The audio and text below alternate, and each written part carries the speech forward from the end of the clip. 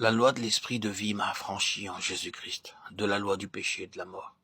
Romains 8:2. Or, par la loi, je suis mort à la loi, afin de vivre pour Dieu. J'ai été crucifié avec Christ. Si je vis, ce n'est plus moi qui vis, c'est Christ qui vit en moi. Et si je vis encore dans la chair, je vis dans la foi du Fils de Dieu, qui m'a aimé, et s'est livré lui-même pour moi. Galates 2:19-20.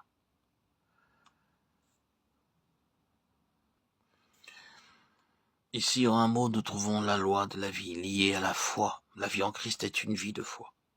Lorsque nous arrivons sur une base de résurrection par une expérience semblable à celle de Noé, nous sommes inévitablement sur une base de foi. Il est bon que nous le reconnaissions aussitôt. Il est très beau de contempler la vie de résurrection. Chacun d'entre nous donnera une réponse à cette idée. Nous n'aurons aucune controverse ni aucune difficulté à l'accepter. Mais comprenons bien que la base de la résurrection entraîne avec elle, inévitablement et inséparablement, une vie de foi. Il est impossible de connaître cette vie autrement que dans le chemin de la foi. Et c'est dans le chemin de la foi que cette vie grandit. Ces deux choses vont ensemble. L'une découle de l'autre. Le témoignage que Noé rendait tandis qu'il construisait l'arche, c'était qu'il était en dehors de l'état de choses qui existait alors. Il préparait un exode, un moyen, une voie de sortie. Par la construction de l'arche, il déclarait ce fait. Je ne suis pas en ceci, je suis en dehors de ceci. Nous ne sommes donc pas surpris de ce que les premiers mots qui nous soient dits au sujet d'Abraham soient ceci. Quitte ton pays, sors. Nous sommes sur le même terrain. Mais arriver sur une base de résurrection signifie arriver sur une base de foi. Noé symbolise la résurrection et Abraham, la foi. Quitte ton pays, sors. La vie elle-même est une vie de foi. Nous ne parlons pas ici de la manière de vivre. C'est la vie elle-même qui est une vie de foi. Et la foi qui est la foi du Fils de Dieu est la vie.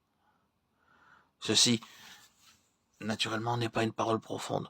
Nous n'aurions qu'à l'exprimer dans le sens inverse pour voir combien elle est simple et élémentaire.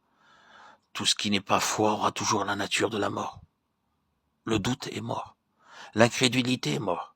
Le manque de confiance est mort, comme toutes les choses de cette catégorie. Les questions, les controverses, tout ce qui est dépourvu d'une simple foi ne peut que nous amener dans une impasse, nous mettre sous un arrêt. C'est la mort. Nous voyons donc la loi de la vie opérer avec Abraham dans la ligne de la foi. Une foi qui agit de plus en plus profondément, qui produit la vie, dans une mesure toujours grandissante. Ces deux choses vont ensemble.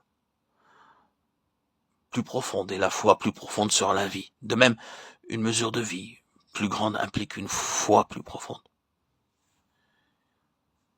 Remarquons ici encore que nous revenons au mal fait par Adam pour le renverser, avec tous ces hommes, Abel et Noé et Abraham et tous les autres. Dieu agit par un recul. Il renverse le mal fait par Adam. Lorsque nous arrivons à Abraham, nous trouvons en lui